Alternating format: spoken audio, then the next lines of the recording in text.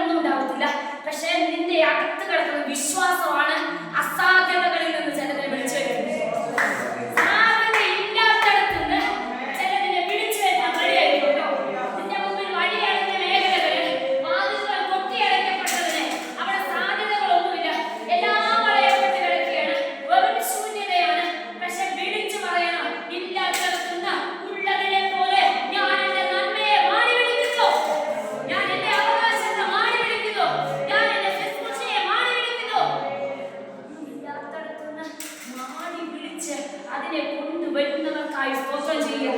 ഉൽപ്പത്തി പുസ്തകം മുതൽ വെളിപ്പാട് പുസ്തകം വരെ ആ വചനം മുഴുവൻ പ്രസംഗത്വത്തിന്റെ പോഷകത്താണ്. കഴിഞ്ഞ പ്രാവശ്യത്തെ മീറ്റിംഗിൽ ഞാൻ ഇവിടെ പറഞ്ഞു, കർത്താവ് ഭൂമി സൃഷ്ടിച്ചപ്പോൾ ആ സൃഷ്ടിപ്പിൽ തന്നെ അതല്ലേ നടന്നേ.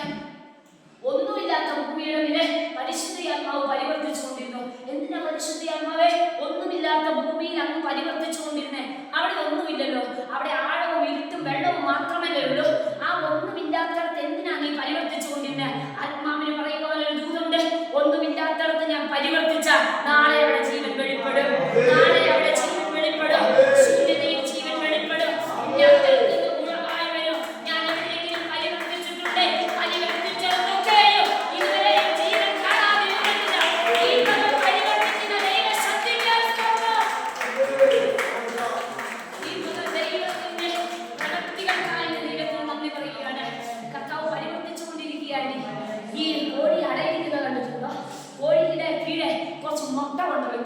മുട്ട കൊണ്ട് അങ്ങോട്ട് വെച്ച് കൊടുക്കുമ്പോൾ ഈ മുട്ടയ്ക്ക് മീതെ കോഴി അടയിരിക്കുകയാണ്.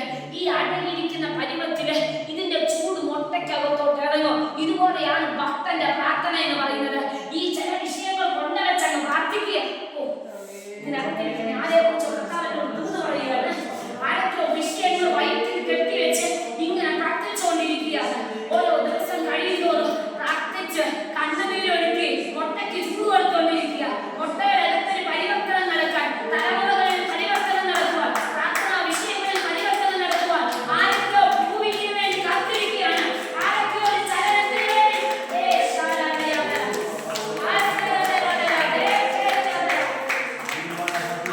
ജീവന് വേണ്ടി കാത്തിരിക്കുന്നു.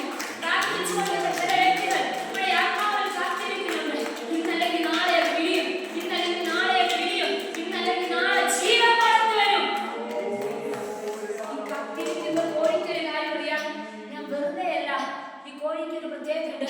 അത് ഈ മുട്ടയ്ക്ക് അടയിരിക്കുന്ന സമയത്ത് പലപ്പോഴും വളരെ വിരളമായിട്ട് ആഹാരം കഴിക്കാൻ വേണ്ടി മാത്രമേ വെളിയിലാകുന്നു. കാരണം എന്നാ, ഞാൻ മാറിയാൽ ഈ മുട്ട ചീമുട്ടയാവും. പ്രാർത്ഥിക്കുന്നവർ ഓർത്തോണം, പ്രാർത്ഥനാ ഭൂമിനകത്ത് നിന്ന് ഇറങ്ങിപ്പോന്ന ചില വിഷയങ്ങൾക്ക് പരിഹാരം ലഭിക്കത്തില്ല. പരിഹാരം ലഭിക്കുന്നത് വരെയോ എങ്ങും മാറാതെ എങ്ങോട്ട്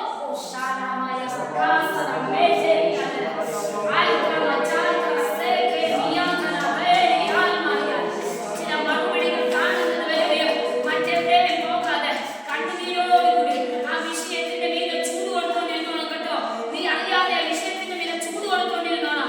ഓരോ സ്തോത്രവും അതിന് ചൂടാണ്, ഓരോ അന്യഭാഷയും അതിന് ചൂടാണ്. നീ ഓരോ ഹാലേലൂയ പറയുമ്പോഴും ആ മുട്ടയ്ക്ക് ചൂട് പിടിക്കും. വിഷയം ചൂട് പിടിക്കട്ടെ, വിഷയങ്ങൾ ചൂട് പിടിക്കട്ടെ.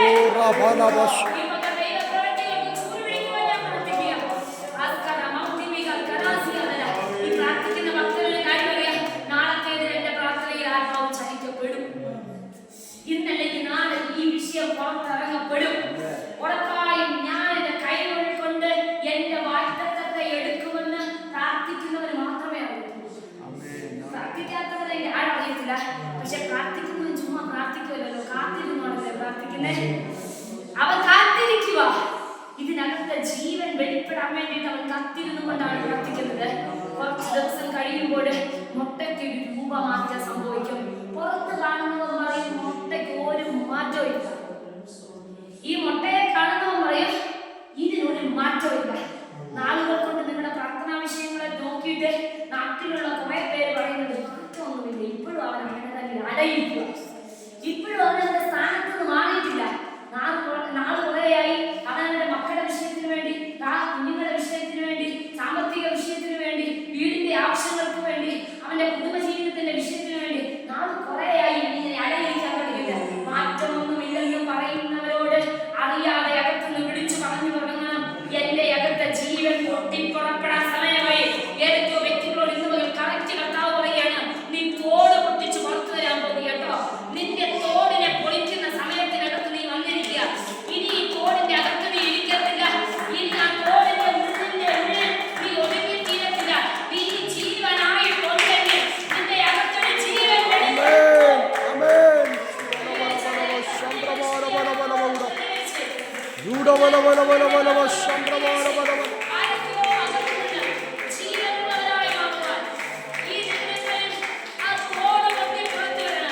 ഈ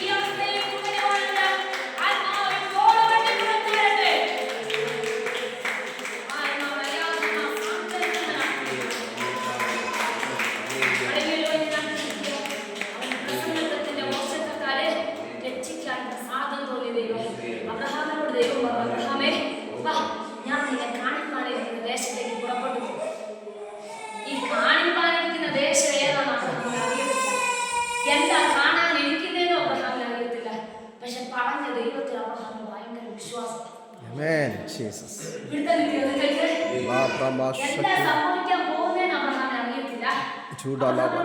നിന്നെ ഞാൻ ഒരു നന്മ കാണിക്കും. നീ കാണാനിരിക്കുന്ന നന്മയ്ക്ക് വേണ്ടി നീ ഇറങ്ങി തിരിച്ചോളാം. പക്ഷെ അബ്രഹാമിന് അറിയത്തില്ല എന്താ കർത്താവ് അബ്രഹാമിനെ കാണിക്കാൻ പറ്റും.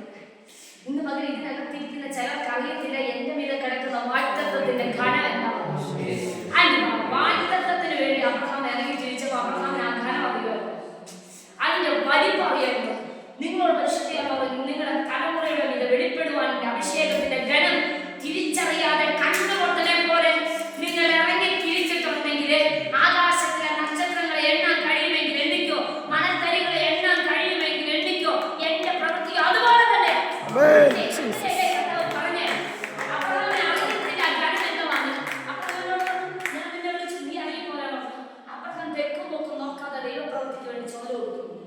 ഇന്ന് പകൽ ഇടവും വലവും നോക്കാതെ ദൈവപ്രവൃത്തിക്ക് വേണ്ടി ചുമല് കൊടുത്ത് ഇറങ്ങാൻ തയ്യാറാണ്. ഇതിൽ എത്ര പേര് അതിനു വേണ്ടി റെഡി ആയിട്ടുണ്ട്. അബ്രഹാമിനോട് പറഞ്ഞു, ഞാൻ നിനക്ക് അടുത്ത വർഷം, അതല്ല ഇതെല്ലാം പ്രസംഗത്തിന്റെ വർഷത്തെ സംഭവിക്കുന്ന കാര്യങ്ങളാണ്. അടുത്ത വർഷം ഈ സമയം നിന്റെ ഭാര്യ തലമുറയെ അടച്ചുകൊള്ളുമെന്ന് പറഞ്ഞപ്പോൾ അവന് പ്രായം ഒരുപാടായിരുന്നു, നടക്കാൻ സാധ്യതകൾ ഒന്നുമില്ലെന്ന്, എല്ലാ സാധ്യതകളും വഴി അടങ്ങി നിൽക്കുമ്പോൾ അബ്രഹാമിനോട് പറയുന്നത് ഞാനൊക്കെ ഞാൻ പ്രവർത്തിക്കും. എല്ലാ സാധ്യതകളും വഴി അടങ്ങി നിൽക്കുമ്പോൾ കഥ പറയാ ഞാൻ പ്രവർത്തിക്കും. ആർക്കത് തടുക്കാൻ കഴിയും? ഇന്ന് പകൽ സാധ്യതകൾ ഇല്ലാത്തവരോട് ഞാൻ പറയുന്നു, ഞാൻ പ്രവർത്തിക്കും. ആരത് തടുക്കോ?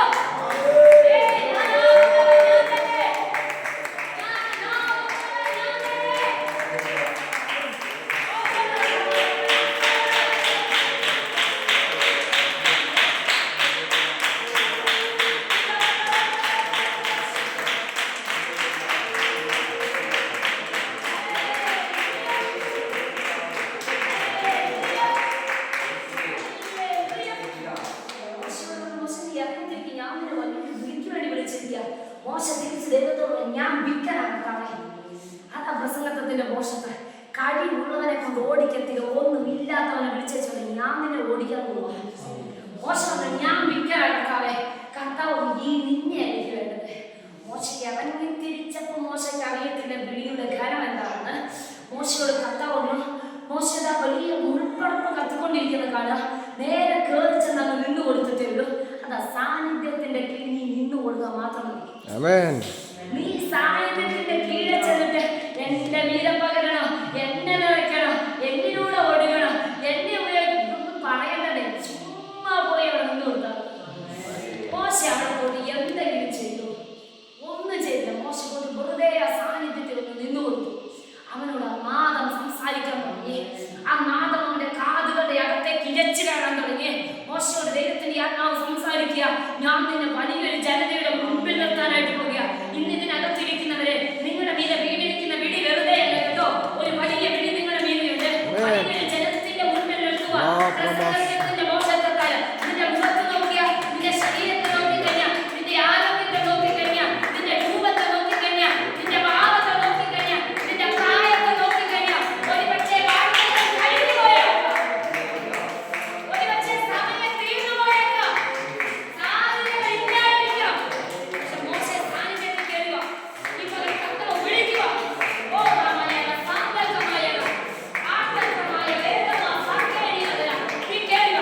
ഈ സാന്നിധ്യത്തിൽ വന്നൊന്ന് നിന്നാൽ മതി. ഞാൻ നിന്നെ കൊണ്ടുപോയിക്കോളാം, ഞാൻ നിന്നെ ഉപയോഗിച്ചോളാം, ഞാൻ നിന്നെ മാനിച്ചോളാം. സാന്നിധ്യത്തിന്റെ കീഴിലേക്ക് ഒരു പൊട്ടനെ പോലെ ഏൽപ്പിച്ചു കൊടുക്കും. ഇന്ന് ഇവിടെ ഇരിക്കുന്ന നിങ്ങളോട് കർത്താവ് ചോദിച്ചു, പൊട്ടനെ പോലെ ഏൽപ്പിച്ചാൽ പറ്റുമോ? ഒരു മോശനെ പോലെ, ഒരു പൊട്ടനെ പോലെ ഏൽപ്പിച്ചു കൊടുക്കാൻ പറ്റുമോ? സത്യത്തിൽ പ്രവാചകന്മാർ ഒരു മോശനെ പോലെ ഏൽപ്പിച്ചു കൊടുക്കുക. എല്ലാ പ്രവാചകന്മാരും ഒരു മോശം നിൽക്കുന്നത് പോലെ ചെന്നങ്ങ് നിന്നു കൊടുക്കുക. പകർന്നാലും കർത്താവ്, തന്നാലും കർത്താവ്, ഓടിക്കോളാം, നീ പറയുന്നത് പോലെ ഒക്കെ ഞാൻ ചെയ്തോളാന്ന് പറഞ്ഞു പോയി അങ്ങ് നിന്നു കൊടുത്തവരെ കൊണ്ടാണ് ദൈവം ചിലത് ചെയ്തത്. ഇന്ന് പകരം ആ സാന്നിധ്യത്തിന്റെ കീഴിലേക്ക് നമുക്കൊന്ന് നിന്നു കൊടുക്കാൻ പറ്റും. ആ എസ്കേലിനോട് കർത്താവ് എസ്കേലെ അസ്ഥിതഴവരെ പോകണം. എസ്കേലിനോട് കർത്താവ് തന്നെ അസ്ഥിതഴവരെ പോകണം. എസ്കേലിനെ അസ്ഥിതഴവയിലേക്ക് പറഞ്ഞു വിടുമ്പോൾ എസ്കേലിനെ ആദ്യം അതിന്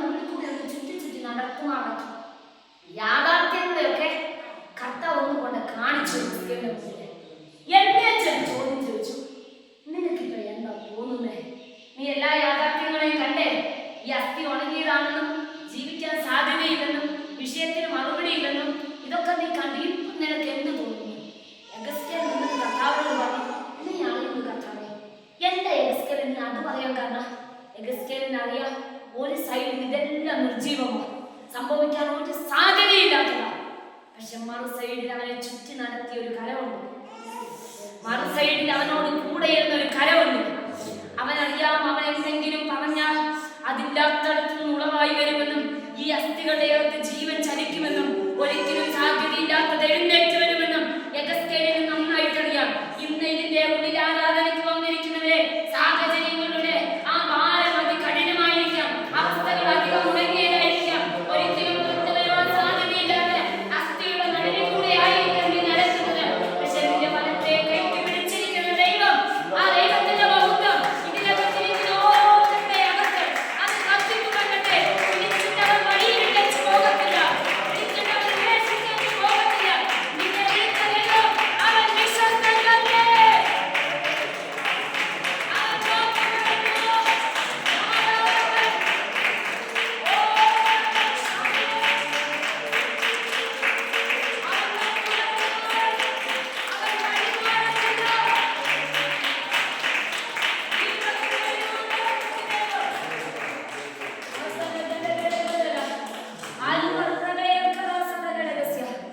അതുകൊണ്ട് അതിന് താഴേക്ക് വായിക്കുമ്പോൾ പറയുന്നേ, അവൻ ലോകത്തിൽ ജ്ഞാനമുള്ളതിനെ ലജ്ജിപ്പിക്കേണ്ടതിന്, ബലമുള്ളതിനെ ലജ്ജിപ്പിക്കേണ്ടതിന്, കുലഹീനമായതിനെ, നികൃഷ്ടമായതിനെ, ഏതുമില്ലാത്തതിനെ. നമുക്കൊക്കെ വല്ലതും ഉണ്ടായിരുന്നെങ്കിൽ തെരഞ്ഞെടുപ്പിനകത്ത് കയറത്തില്ലായിരുന്നു. നമുക്കൊക്കെ വല്ല കഴിവ് ഉണ്ടായിരുന്നെങ്കിൽ തെരഞ്ഞെടുപ്പിന്റെ അകത്തോട്ട് നമ്മൾ കയറത്തില്ലായിരുന്നു. ഒന്നുമില്ലാത്തത് കൊണ്ടാണ് തെരഞ്ഞെടുപ്പിനകത്ത് വന്നത് കേട്ടോ. പറയാനൊരു ക്വാളിറ്റിയും ഇല്ലാത്തത് കൊണ്ട്. ഒരു പാട്ടുകാരൻ പാടിയപ്പോഴും ഇങ്ങനെ പാടി, ചേറ്റിലല്ലയോ കിടന്നത് ഓർത്തു നോക്കിയാൽ നാറ്റമല്ലയോ ഭവിച്ചത് എന്റെ ജീവിതം, മാറ്റിയല്ലോ എൻ ജീവിതത്തെ മാറ്റമില്ലാത്ത തന്റെ കൃപയാൽ. എടുത്തു പറയുവാനൊന്നുമില്ല, കഴിവുകളും പുകഴ്ചയും പറയുവാനൊന്നുമില്ല. ആകെയുള്ളത് ഒന്ന് മാത്രമേ ഉള്ളൂ, അവന്റെ കൃപ. ആ കൃപ എന്നല്ലാതെ മറ്റൊന്നും പറയുവാനില്ല. ദാവീദ് നൃത്തം ചവിട്ടി ആരാധിക്കാൻ കാരണം രാജാവായിരുന്നിട്ട് അവനെ സിംഹാസനത്തിൽ ഇരുന്നാൽ മതി. അറിയാതെ അകത്തുനിന്ന് സ്തുതിയും ആരാധനയും വരിക. എന്താണെന്നറിയോ? ഇതെന്റെ അകത്ത് കത്തിക്കൊണ്ടിരിക്കുന്ന രക്ഷയോ. പ്രസംഗത്തിന്റെ മോക്ഷത്താൽ എന്റെ അകത്ത് ഈ രക്ഷ കത്തിക്കൊണ്ടിരിക്കുക. രക്ഷ കത്തുന്നവരെ കണ്ടാലറിയാം, അവന്റെ മുഖം കണ്ടാലറിയാം, അവന്റെ നോട്ടം കണ്ടാലറിയാം, അവന്റെ ഭാവം കണ്ടാലറിയാം.